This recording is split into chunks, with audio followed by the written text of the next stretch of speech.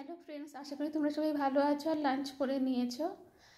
আজকে আমার লাঞ্চের মেনুতে আছে প্রথমেই স্যালাড,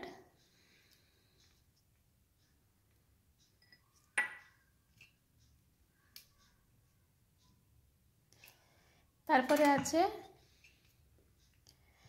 গরম গরম পোঙ্গল। এটা অনেকটা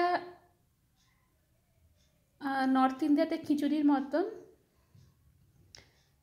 যেটা কাঁচা লঙ্কা, কারি পাতা, আদা এগুলো সব ছোক লাগিয়ে রান্না করা হয়। খুবই ইয়ামি হয় খেতে। আর তার সঙ্গে আছে র বানানা বা কাঁচকলার তরকারি, যেটা খুবই ভালো যায়। তো আজকের মেনু এইটুকুই।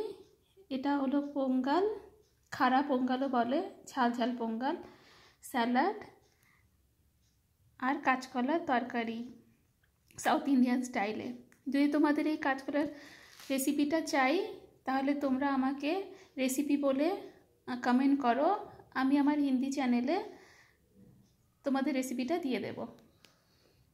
তো আজকের মতন এইটুকুই। ভালো থেকো, keep smiling, be happy and have a good day.